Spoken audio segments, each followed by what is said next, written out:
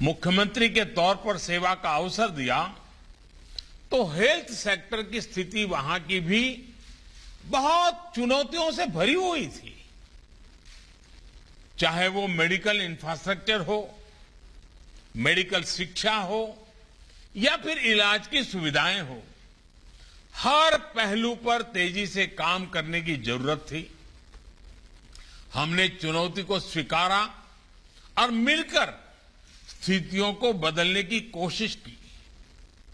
गुजरात में उस समय मुख्यमंत्री अमृतम योजना के तहत गरीब परिवारों को 2 लाख रुपए तक के मुफ्त इलाज की सुविधा शुरू की गई थी। गर्भवती महिलाओं को अस्पतालों में डिलीवरी के लिए चिरंजीवी योजना के तहत प्रोत्साहित किया गया, जिससे माताओं और बच्चों का जीवन बचाने में बहुत अधिक सफलता मिली।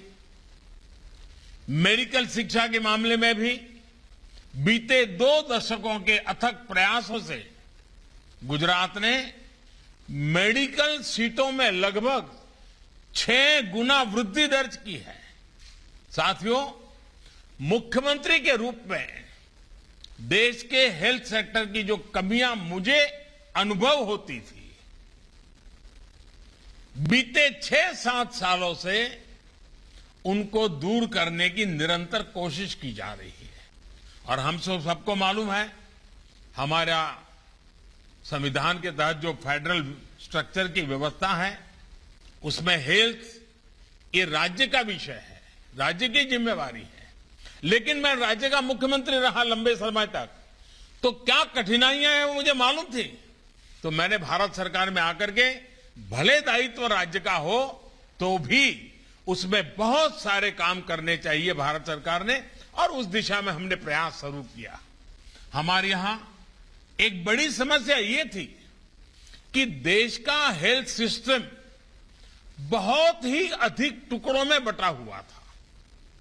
अलग अलग राज्यों के मेडिकल सिस्टम में राष्ट्रीय स्तर पर कनेक्टिविटी और कलेक्टिव अप्रोच का अभाव था।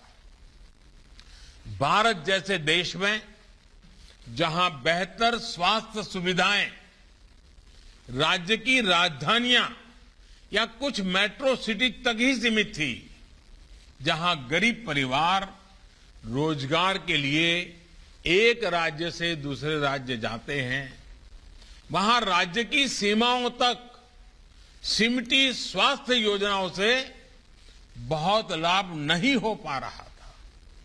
इसी प्रकार प्राइमरी हेल्थ केयर और बड़े अस्पतालों में भी एक बहुत बड़ा गैप नजर आता था। हमारी पारंपरिक चिकित्सा पद्धति और आधुनिक चिकित्सा पद्धति के बीच भी तालमेल की कमी थी।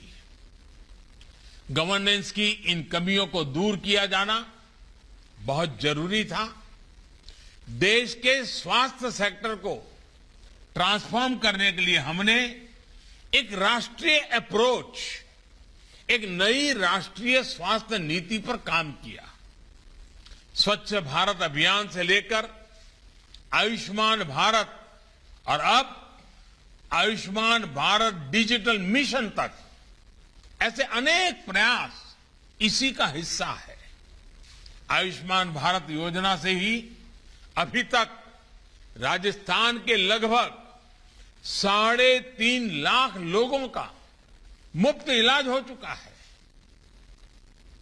गांव देहात में स्वास्थ्य सुविधाओं को मजबूत करने वाले लगभग 2,500 हेल्थ एंड वेलनेस सेंटर आज राजस्थान में काम करना शुरू कर चुके हैं। सरकार का जोर प्रिवेंटिव हेल्थ केयर पर भी है। हमने नया आयुष मंत्रालय तो बनाया ही है, आयुर्वेद और योग को भी निरंतर बढ़ावा दे रहे हैं।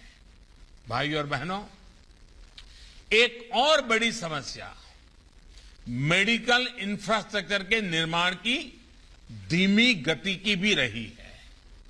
चाहे एम्स हो, मेडिकल कॉलेज हो या फिर एम्स जैसे सुपर स्पेशलिटी अस्पताल हो, इनका नेटवर्क देश के कोने कोने तक तेजी से फैलाना बहुत जरूरी है। आज हम संतोष के साथ कह सकते हैं कि 6 एम्स से आगे बढ़कर आज भारत 22 से ज्यादा एम्स के सशक्त नेटवर्क की तरफ बढ़ रहा है। इन 6-7 सालों में 170 से अधिक नए मेडिकल कॉलेज तैयार हो चुके हैं और 100 से ज्यादा नए मेडिकल कॉलेज पर काम तेजी से चल रहा है। साल 2014 में देश में मेडिकल की अंडर ग्रेजुएट और पोस्ट ग्रेजुएट की कुल सीटें 82,000 के करीब थी। आज इनकी संख्या बढ़कर 1,40,000 सीट तक पहुंच रही है। यानी आज ज्यादा नौजवानों को डॉक्टर बनने का मौका मिल रहा है। आज पहले से कहीं अधिक नौजवान डॉक्टर बन रहे हैं।